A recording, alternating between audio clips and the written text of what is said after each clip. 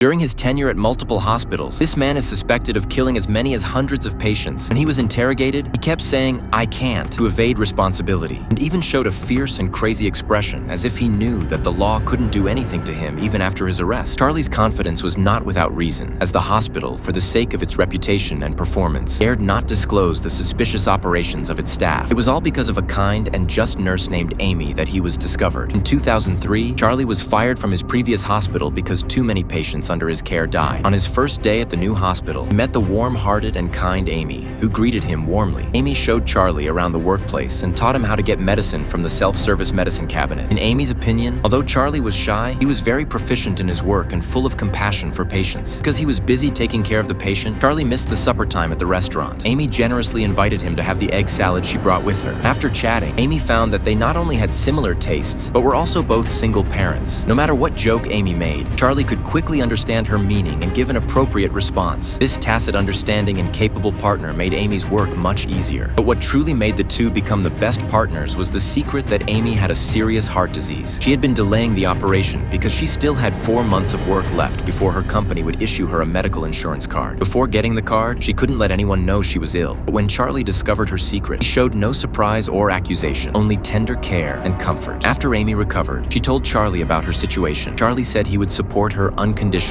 This experience of facing difficulties together made Amy and Charlie form a deep friendship. That day, Charlie was complaining to Amy that his ex-wife wouldn't let him visit his daughter when their boss suddenly informed them that a patient had died unexpectedly. Amy was very shocked because the elderly man was only allergic to amoxicillin and was almost recovered, so it was impossible for him to die suddenly. The hospital's public relations department explained that the elderly person died from a rare adverse drug reaction. The high-priced lawyer hired by the hospital also solemnly warned the staff that anyone who disclosed the details of the elderly person's medication to the police would be immediately dismissed on the grounds of exposing patient privacy and violating the labor contract. But when Amy was being questioned by the police, the hospital staff had gone to deal with other matters and was temporarily away. She couldn't help but tell the police that the elderly person's blood sugar level on the report was abnormally low, suggesting that they might have been injected with an excessive amount of insulin. When the police asked Amy if the new Charlie was a suspect, she immediately became a little angry. She said that Charlie was a very careful and conscientious nurse and he wouldn't make such a mistake. Because saving patients is high-intensity work, Amy's heart disease flared up again. Charlie didn't hesitate for a moment and stole a pill from the self-service medicine cabinet. Stealing medicine is a serious violation, and Amy was worried that he would be fired. But he told Amy a secret. There's a fault in Texas,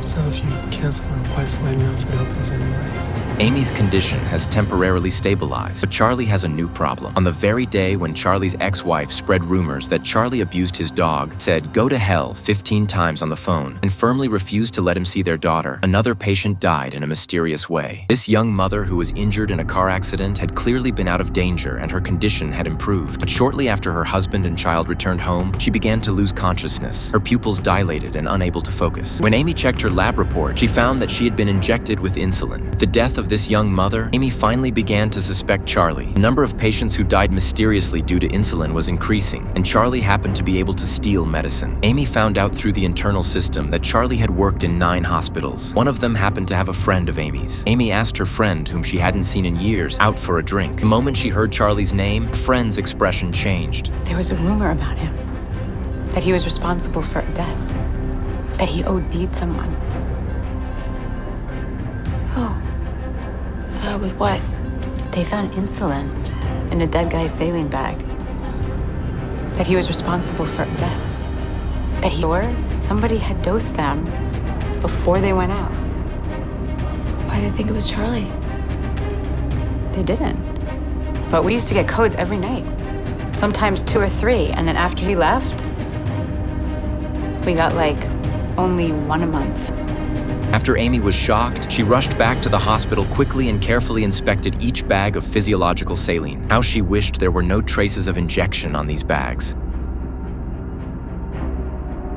But the intense shock and fear caused Amy to faint immediately. When she woke up again, Charlie was sitting by the bedside, gently asking if she wanted some water. Looking at the normal saline being injected into her vein, Amy was so scared that she pulled out the oxygen tube and the injection needle at once, insisting on being discharged and going home immediately. On her way home, Amy was in a very complicated mood. She couldn't believe that her most trusted best friend was addicted to killing, and felt guilty that she hadn't discovered it earlier to save those innocent lives. Betraying a friend was against her principles, But after a night of soul-searching, Amy still chose to call the police. She risked losing her medical insurance coverage and confessed that Charlie had injected insulin into saline bags, which the nurses then injected into the patient's bloodstream, causing their blood sugar levels to drop. This could take several hours or even a day to cause death. Therefore, Charlie could kill the patients without touching them, which is why he always had an alibi. In order to help the police obtain evidence, Amy kept an eye on Charlie while secretly replacing all the saline bags in the intensive care unit that Charlie had touched. At the same time, she secretly printed out Charlie's medication records and all the reports on patients who had died under unusual circumstances from the internal computer. However, there was a huge flaw in all this evidence. It says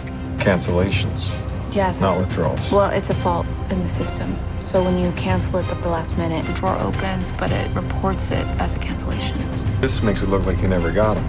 But he did. You actually see him do this? Okay, he's been doing this since he started Parkfield. So look at all of these repeated cancellations, right? Look, they're not followed up with a correct order. He's had repeated orders of Vec and digoxin. I mean, it's really, it just screams wrong. Maybe Parkfield just didn't understand.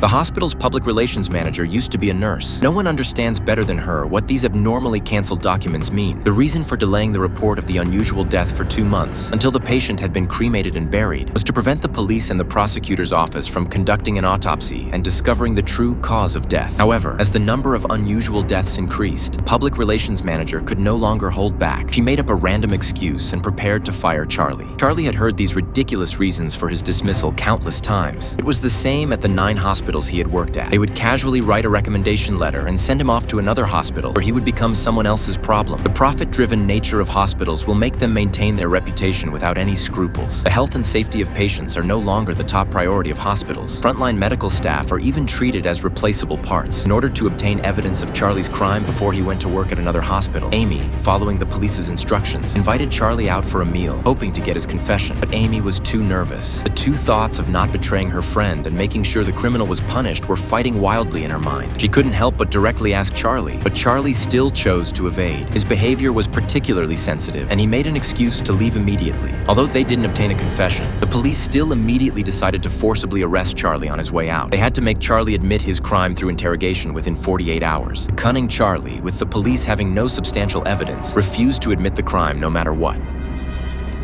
I can't. More, Charlie, you can say whatever you want. Yes, you're free to talk here. Charlie kept his head down and remained silent until the police mentioned his deceased mother, at which point he couldn't help but look up. I can't. When the police accurately described the method he used to kill patients with saline bags, he suddenly had an emotional outburst and began to talk to himself. I can't. The policeman slapped the table, forcing him to face reality, but he responded with even more extreme and violent resistance. I can't! I can't! I can't! I can't! I can't! I can't! I can't! I can't! The police couldn't get Charlie to confess, so they had to find Amy again before the 48 hours were up and ask her to try to persuade Charlie. When Amy saw her former friend Charlie in a distorted position for nearly 40 hours because of handcuffs, her first reaction was to ask the police to unlock the handcuffs. Amy took off her coat and put it on Charlie, just as Charlie had done for her 3 months ago. I forgot about your goodness.